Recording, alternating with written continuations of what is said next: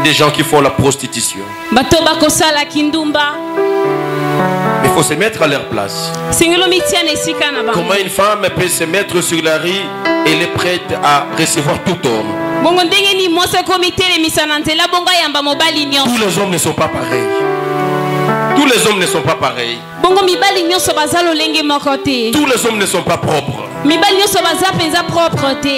Et une femme qui est là, prête à tout. Prêt à découvrir tout. À supporter tout. Pour l'argent. L'amour de l'argent.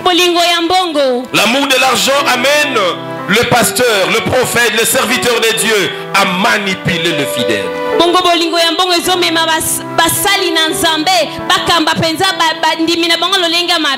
Comme je vis un homme de Dieu entre guillemets, des hommes de Dieu, des aventuriers qui dit Mbongo ya Nzambe baliaka yango na miso makasi. Des gens pour rien, ils vont manipuler les fidèles. Ils vont orienter le message pour avoir de l'argent. Ils vont bouger les fausses prophéties pour sortir de l'argent. Je quitte chez moi la maison, je viens ici pas pour chercher l'argent. Je viens accomplir mon devoir. Je viens prêcher la parole. Et je finis, je prends mes histoires, je pars. Je ne peux pas sortir de chez moi. Prendre le problème qui me préoccupe. Je peux être à la maison en train de pleurer, je suis en train de chercher de l'argent. Je ne dois pas venir avec cette attitude ici devant. Je ne dois pas chercher le verset pour venir manipuler le poche de fidèles. L'amour de l'argent a atteint le niveau même de serviteur. Il peut prêcher n'importe quel message, mais il finira toujours par un appel de fonds. Il peut commencer, il finira par là. Ça devient de la manipulation. Certains me reprochent, mais pourquoi toi tu ne fais pas ça? Nous pouvons faire un appel de fonds que quand il y a un besoin. Et bien aimé, quoi que le besoin soit permanent, nous prêchons aux gens comment soutenir l'œuvre de Dieu. Une sœur qui m'a écrit le matin, je ne sais pas à l'église, j'envoie mon enveloppe. Une sœur m'a écrit le matin. Je ne sais pas à l'église, j'envoie mon enveloppe au prédicateur. Il dit parce qu'il y a des besoins, je dis les besoins ne manquent pas. Quand on ne fait pas les appels de fonds, ça ne veut pas dire qu'on n'a pas de besoins. Les besoins sont permanents. Et nous ne voulons pas tomber dans la manipulation. Nous prions pour que vous soyez bénis. Je l'ai toujours dit, quand Dieu vous bénit, posez-vous la question, qu'est-ce que je dois faire pour la maison de Dieu? Quand Dieu te bénit, c'est parce qu'il sait que dans sa maison il y a des besoins. Jusque maintenant, on ne s'est pas trouvé la maison de l'église pour la permanence et les bureaux parce qu'il nous manque quelque chose. Je fais 2 appels de fonds pour ça. Mais je suis dessus parce qu'il y a d'autres qui font, qui acceptent des engagements, mais qui ne les honorent pas. Je fais un premier appel, je fais un deuxième appel. Il y a des gens qui se sont acquittés. Et d'autres, ils sont encore jusqu'aujourd'hui à l'étape de l'engagement. Cela nous crée encore, il manque quelque chose pour que nous puissions trouver la maison. Je ne peux plus revenir moi une 3e fois pour ça. Ça risque de présager une manipulation. Oh, il y a des besoins réels, ceux qui ont donné, c'est pour des questions, mais comment il n'y a pas encore la permanence? Non, votre argent est là. Il manque quelque chose, nous sommes en train de chercher comment trouver ça. Pour que nous puissions faire l'œuvre du Seigneur. Et chaque fois que Dieu vous bénit, vous devez savoir que Dieu attend quelque chose de ce qu'il vous donne. C'est de cette manière-là que vous serez en train d'amasser pour le ciel. Tu ne sais pas aller avec ton argent le jour que tu vas mourir. Tu as un seul moyen de te le faire précéder par le bien que tu fais ici. Quand tu fais les aumônes, tu fais les aumônes pour les orphelins, pour le veuve. Pour les nécessités, bien aimé, tu es en train d'envoyer dans le royaume. Quand tu payes tes dîmes, tes offrandes, tu soutiens l'œuvre de Dieu. Tu soutiens, tu es partenaire au pasteur. Tu es en train d'envoyer ton argent dans le ciel pour ton compte. C'est de cette manière-là que nous pouvons amasser pour le ciel. Il y a un secret. Il y a un secret que j'aimerais le dire une fois que tu puisses comprendre. Vous savez, quand vous êtes en train d'amasser pour le ciel, l'effet de beaucoup amasser sur le ciel obligerait Dieu à vous canaliser pour le ciel. Vous ne pouvez pas envoyer. Vous ne pouvez pas envoyer vos richesses au ciel pour que vous puissiez vous retrouver en enfer. Alors Dieu serait un menteur. Comment il a pris mes richesses pour m'envoyer en enfer? C'est lui qui travaille pour le ciel. Il amasse pour le ciel. Je te dis, Dieu ne te laissera pas tomber comme ça. Même à la dernière minute, Dieu va te regagner. Dieu va te récupérer. Parce qu'au ciel, il y a déjà quelque chose qui est construit pour toi. Ça, c'est un secret qu'il faut garder. Pose de bonnes actions. Ces actions-là prieront pour toi. Ces actions-là te réclameront. C'est un secret qu'il ne faut jamais oublier. Quand nous parlons, bien aimé, de l'argent et de l'amour de l'argent, nous devons savoir que Dieu n'est pas contre l'enrichissement. Tu peux le lire à la maison 3 Jean 2. Dieu n'est pas contre l'enrichissement. Dieu s'inquiète seulement des moyens utilisés. Tu utilises quel moyen pour t'enrichir? Dieu a besoin que nous soyons des riches, mais par de bonnes manières, par des moyens licites, pas par l'escroquerie, pas de la mauvaise manière. Dieu veut que nous ayons ce qu'il nous faut. Pas trop, pas moins. Proverbe 30, verset 7 à 9. Proverbe 30, verset 7 à 9. Selon tes capacités. Dieu donnait les talents à chacun de nous selon nos capacités. Au premier, il donne 10. Au second, il donne 5. Au troisième, il donne CD ou 1. Il dit selon les capacités. Bien aimé, devenir riche, c'est d'abord des capacités spirituelles que Dieu donne à quelqu'un. Il y a des gens, dès qu'il a $100, il fait l'insomnie. À tout moment il se réveille, il pense que les criminels vont entrer à la maison. Quand il sursaute, il vérifie, il y en a. À celle-là, Dieu donnera aussi un niveau.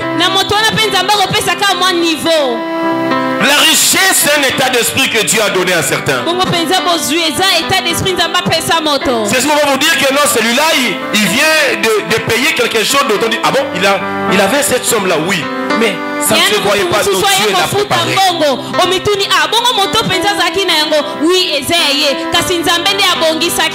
C'est ainsi que pour d'autres personnes, Dieu ne veut pas que vous en ayez trop ou vous en ayez moins, que vous ayez ce qu'il vous faut pour vivre.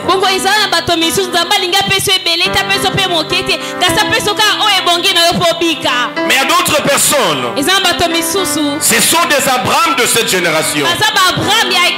Dieu vous donnera beaucoup. Et il vous donnera beaucoup parce qu'au travers de vous, les autres seront bénis. Il y a des personnes que Dieu te rendra riche. Il te donnera beaucoup. Ce n'est pas seulement pour toi et ta famille. Dieu sait que d'autres personnes en bénéficieront. Dieu veut te faire une source de bénédiction pour les autres. Et ce sont ces personnes qui seront en train d'investir. Il faut créer des entreprises pour donner des emplois aux autres. C'est ça la pensée de Dieu. Dieu n'est pas contre l'enrichissement.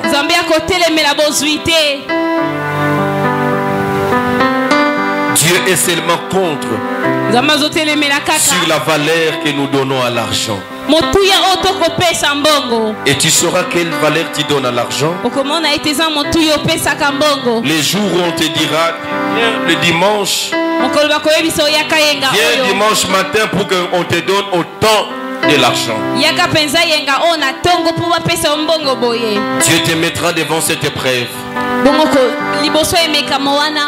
Et que tu sois en mesure à dire à cette personne, dimanche matin, c'est impossible pour moi. Dimanche matin, c'est Dieu d'abord. En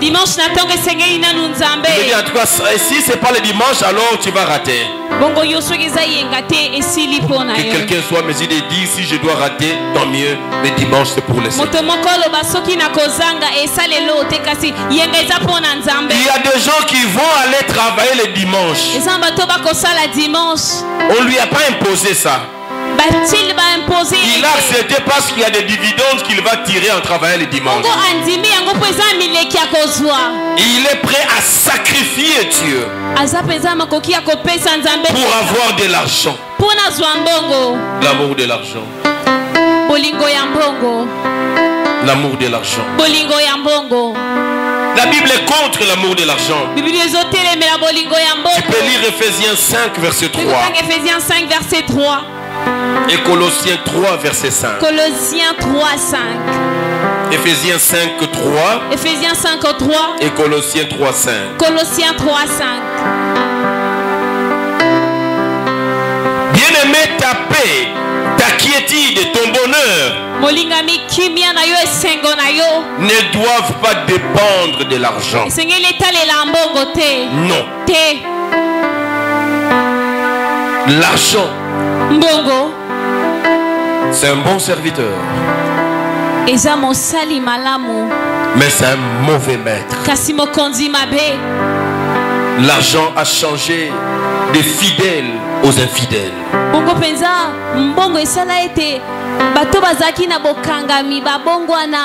L'argent a changé de monogame au polygame.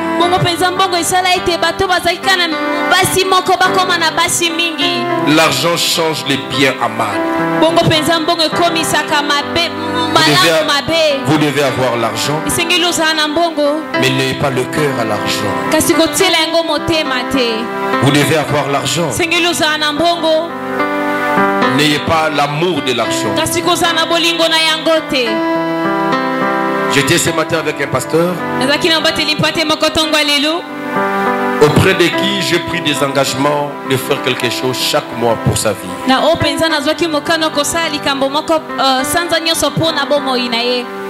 Il est venu parce que je devais m'acquitter de mon obligation vis-à-vis de lui. Et quand on priait et on échangeait avec lui, je pense que son exhortation est venue me réconforter dans ce que je préparais pour l'église la nuit.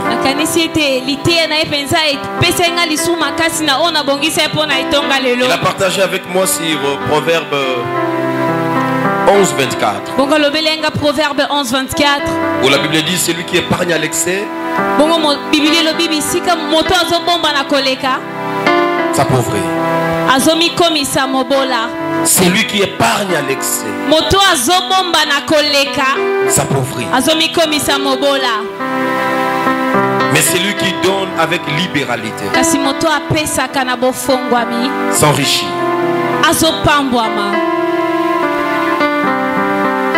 ne mourrons pas avec notre argent dans nos poches. Pendant qu'il y a des gens qui en avaient besoin. Il y a des vies qu'on devait sauver avec cet argent.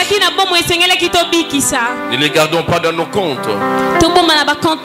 Pendant que ça pouvait servir à l'œuvre de Dieu. Celui qui épargne à l'excès s'appauvrit. Nous devons avoir un désintéressement à l'argent. Ça c'est très important. L'argent. Beaucoup de gens ont des difficultés à rester les mêmes devant l'argent.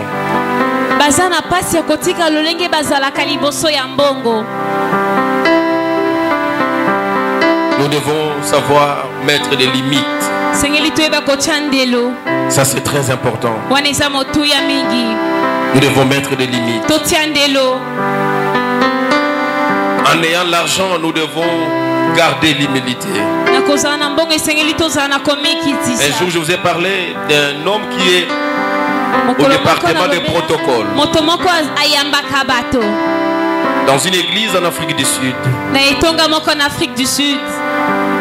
Et il s'occupe des mamans qui ont des bébés. Et les mamans qui lui envoient amener les biberons, en fait, c'est son travail. Et quand on lui a présenté à l'orateur par son pasteur à la fin d'équipe, c'est l'homme le plus riche. On lui a montré sa voiture, qu'il n'y en avait pas deux en Afrique du Sud. Mais il pouvait rester humble devant Dieu, en train de courir pour chercher des biberons à donner aux enfants des mamans dans son travail de protocole à l'église.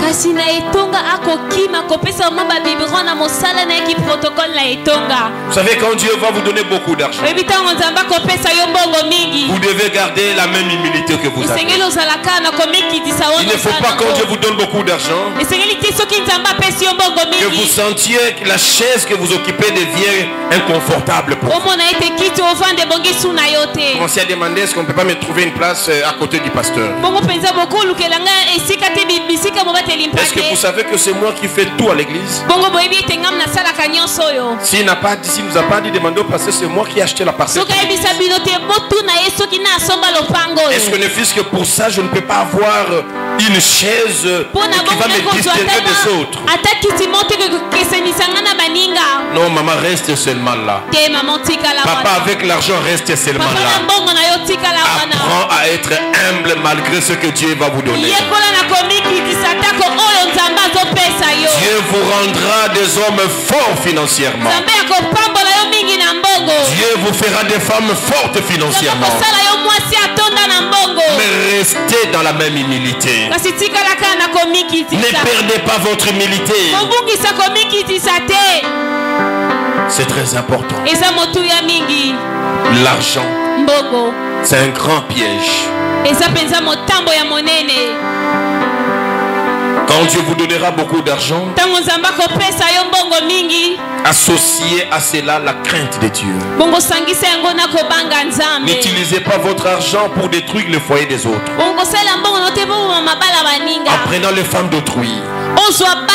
N'utilisez pas votre argent pour marcher sur les plus faibles. Associez à cet argent la crainte de Dieu. Proverbe 16 verset 4. Proverbe 16 verset 4. Luc 7 verset 5. Luc 7 verset 5.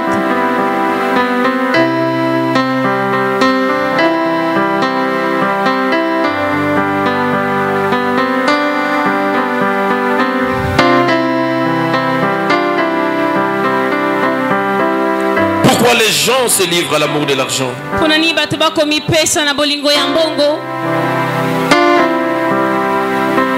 C'est parce qu'ils ont le désir de résoudre leurs problèmes coûte que coûte.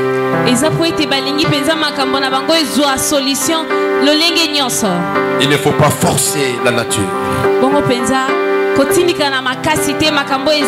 Ce que tu n'as pas aujourd'hui, Tu dois garder l'espoir que tu en auras demain. Ne force pas à en avoir aujourd'hui coûte que coûte.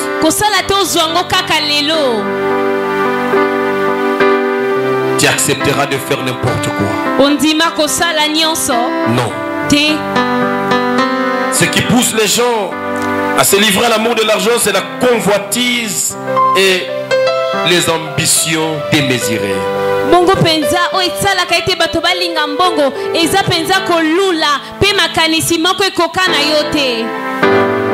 Bien-aimé, même quand vous êtes de la même génération, même quand c'est ton ami, vous n'avez pas la même étoile. Vous ne devez pas envier les femmes qui roulent avec des jeeps,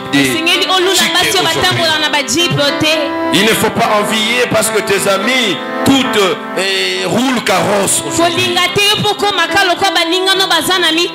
Bien-aimé, tu vas te retrouver au cimetière avant eux.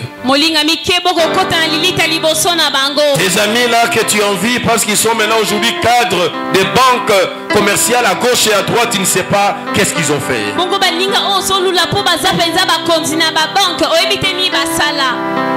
Tu as cherché l'emploi, tu n'as pas trouvé. Mais les autres le trouvent facilement. Il ne faut pas les envier. Vous ne savez pas ce qu'ils sacrifient pour avoir de l'emploi. Il ne faut pas envier. C'est là que vous regardez rouler peut-être carrosse aujourd'hui. Restez égal, pareil à vous-même. Ton temps viendra. Et quand Dieu te bénira, il te donnera aussi un sommeil paisible. Mais d'autres que vous voyez rouler carrosse, c'est vrai, ils roulent carrosse, mais ils n'ont pas de sommeil paisible. Ne cherchez pas à devenir comme X. Ne forcez pas la vie parce que la vie de quelqu'un d'autre est en train de te bouger, de te déstabiliser. Non, bien-aimé.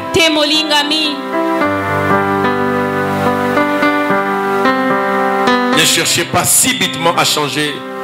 Ne change pas ta position de cette manière-là. Laisse, le temps de Dieu viendra. Et Dieu te fera monter, te fera arriver là où il a pensé t'amener. Bien-aimé, ne vivez jamais dans les dettes. Les dettes vont satisfaire les besoins immédiats, mais vont hypothéquer l'avenir. C'est lui qui n'a pas l'amour de l'argent ne vit pas avec des dettes. Mais pourquoi tu dois t'endetter? S'endetter, c'est vouloir vivre à un seuil qui n'est pas le vôtre. Tu veux impressionner les autres. Non, tu n'en as pas encore. Reste comme ça. Il ne faut pas aller t'endetter. Tu vas satisfaire les besoins d'aujourd'hui, mais tu vas hypothéquer ton avenir et même ta paix à venir. Nous devons vaincre l'amour de l'argent, parce que spirituellement c'est mauvais. L'amour de l'argent est spirituellement mauvais. L'amour de l'argent est moralement mauvais. L'amour de l'argent est socialement mauvais. Nous devons veiller sur l'amour de l'argent. Bien-aimé, la Bible a parlé beaucoup de problèmes d'argent. Suivez-moi bien, je vais finir par là. Si nous parlons de l'amour de l'argent, ça reste le piège le plus utilisé par les diables. Beaucoup de chrétiens rejettent leur chrétienté à cause de l'amour de l'argent. Et le Seigneur, dans sa parole, a beaucoup parlé de l'argent. Il est toujours dit dans toute la Bible,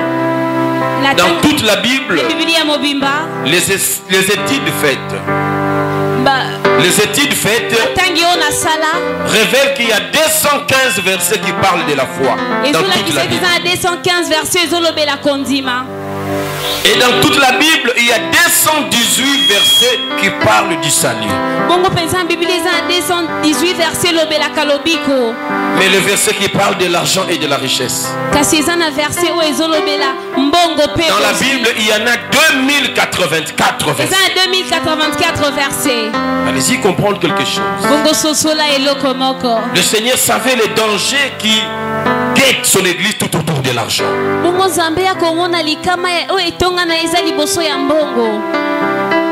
Même le Seigneur Jésus, les paraboles qu'il a données dans les évangiles, il en a donné 38. Mais dans ces 38 paraboles, 16 paraboles parlent de l'argent.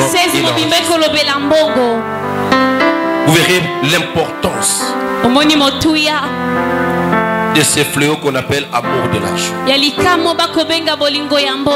Tu peux tout gâcher. Si tu as encore du mal à mener à l'église l'offrande de valeur, si tu as encore des difficultés à payer les dîmes auprès de celui qui te donne le souffle de vie, c'est une preuve de l'amour de l'argent. Si tu as du mal à te sacrifier pour soutenir le royaume, l'œuvre de Dieu, c'est un signe, bien-aimé. C'est un signe que l'amour de l'argent te domine. Et bien-aimé, tu seras prêt à tout faire pour l'argent. À cause de l'argent. À l'église, les frères et sœurs, même les serviteurs sont prêts à mentir les pasteurs pour l'argent.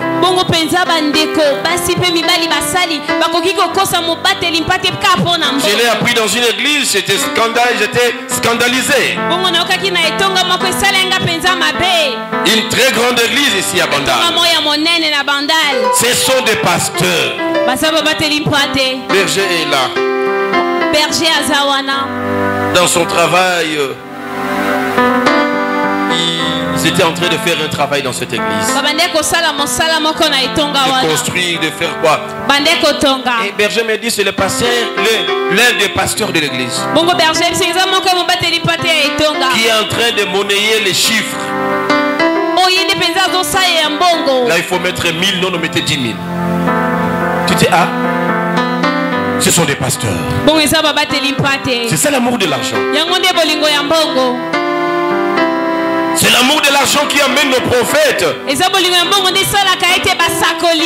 voient pas les dangers qui arrivent dans nos vies à cause du péché. Ils ne voient que l'argent qui est dans nos poches. Ils ne voient que des démons qui sont sur nos bijoux. C'est l'amour de l'argent. Bien aimé, vous devez refuser l'amour de l'argent. Vous finirez en enfer. Vous finirez dans les tanks de feu. L'amour de l'argent va vous faire ridiculiser. L'amour de l'argent vous sépare de Dieu. Si vous aimez le Seigneur, vous ne devez pas aimer maman. Si vous servez Dieu, vous ne devez pas servir maman. Entre Dieu et l'amour de l'argent, vous devez faire des choix. Des choix clairs. Que rien ne te sépare de l'amour de Dieu. Que rien ne te sépare de l'amour que tu as de ton Christ. Que rien ne bouge ton amour vis-à-vis de Dieu. Qu'est-ce que tu cherches dans cette vie de péché? C'est l'argent que tu cherches. Qu'est-ce que tu cherches dans cette vie, bien-aimé, qui t'éloigne de Dieu? C'est l'amour de l'argent. Pourquoi tu es tout le temps absent, bien-aimé? Tu veux amasser tout l'argent du Congo. Tu n'amasseras pas tout, tu es insensé. Tu tomberas à la porte de là où tu allais chercher de l'argent. Il y a lieu, bien-aimé, de prendre des décisions, de ne pas s'accrocher à l'amour de l'argent. Que Dieu nous donne le contentement, que nous puissions arriver à nous contenter de ce que nous avons. Vous vivez dans la parcelle avec des maisons communes. Tu ne dois pas forcer parce que le voisin, il grille chaque jour le poulet. Et toi, tu ne fais que chaque jour le matembele. Fais-le avec simplicité de cœur. Il ne faut pas forcer. Il ne faut pas aller s'endetter pour montrer que toi aussi tu grilles. Vis dans le sein. Dans le sein que Dieu t'a laissé vivre. La vérité reste la même. Tu ne finiras pas là où tu es aujourd'hui. Ce seuil-là changera, tu monteras demain. Bien-aimé, ne sois pas pressé. L'amour de l'argent, c'est comme une patate chaude dans ta bouche. Elle devient amère. Quand la patate est douce, il faut laisser que la patate se refroidisse. Vivez dans la paix et dans l'humilité. Continuez à espérer en Christ.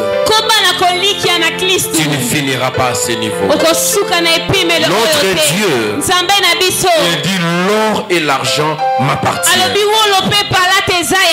Si l'or et l'argent lui appartiennent, cela veut dire l'or et l'argent nous appartiennent. Seulement, comment acquérir l'or et l'argent que Dieu nous a donné? Il y a des principes. C'est la loi de la semaille et de la moisson. Il y a des principes. C'est savoir servir Dieu avec son argent. Savoir honorer Dieu avec ses offrandes. N'amène pas les offrandes qui déshonorent Dieu. Change toi-même ta façon de donner. Dis-toi, j'honore Dieu dans ce que j'ai donné. Reprends, payer tes dîmes correctement. La richesse c'est pour nous. Et le diable qui veut nous maintenir dans la pauvreté, il nous a poussé à épargner à l'excès. Nous gardons toujours, tu vois, la semaine, j'ai fait des calculs, les transports de la semaine. Je vais manger pendant la semaine. Ce que je ferai pendant la semaine. Le surplus là, je peux donner comme offrande.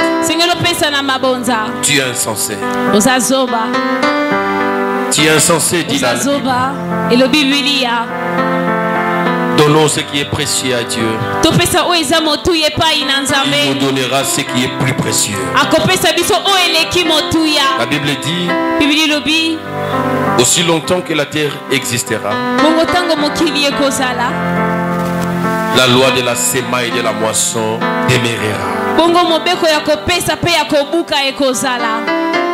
L'amour de l'argent nous empêche à donner à Dieu. Nous empêche à servir Dieu avec ce que nous avons. Nous trouvons 10%, la dîme devient beaucoup que le 90% qui reste. Ce que nous donnons à Dieu, nous trouvons que c'est beaucoup.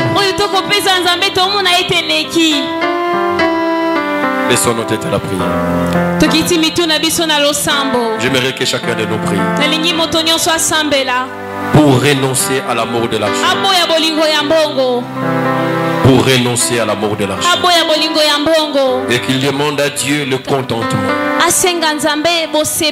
Que Dieu t'accorde le contentement. Nous élevons nos voix. Prions le Seigneur. Nous prions.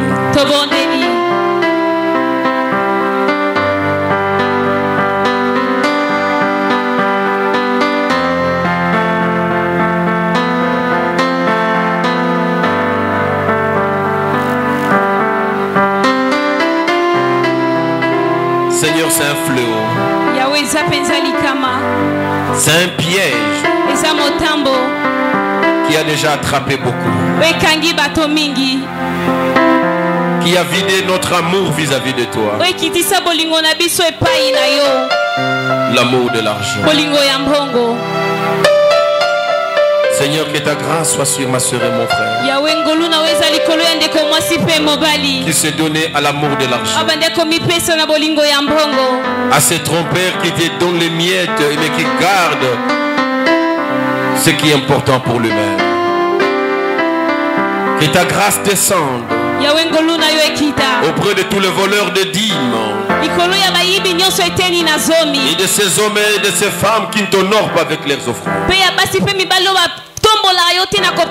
De tous ces hommes et ces femmes qui ont refusé de servir le Dieu Tout-Puissant avec leur argent. Seigneur, nous refusons. Au nom de Jésus, nous refusons. Au nom de Jésus, nous refusons l'amour de l'argent. L'amour de l'argent qui nous vole l'amour de Dieu. L'amour de l'argent qui nous éloigne de Dieu.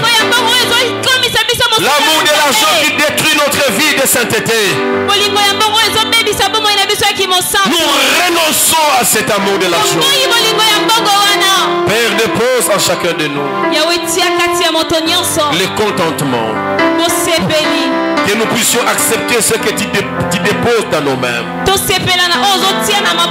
Que nous puissions le consommer avec joie et action de grâce. Père éternel, je prie. Que ton église soit libérée de l'esprit de maman. Qu'il soit délivré de l'esprit de maman. Père, bénis ton assemblée. Bénis financièrement ton église. Enlève ma soeur et mon frère dans ce seuil-là. Amène-lui encore plus haut. Remplis ses greniers. Et bénis son cœur. Dispose son cœur. Que ma soeur, mon frère reste dans l'élan de la sémence. Qu'il continue à s'aimer pour continuer à récolter. Je bénis ton église. Je bénis ta parole. Au nom de Jésus-Christ, nous avons prié ainsi. Amen.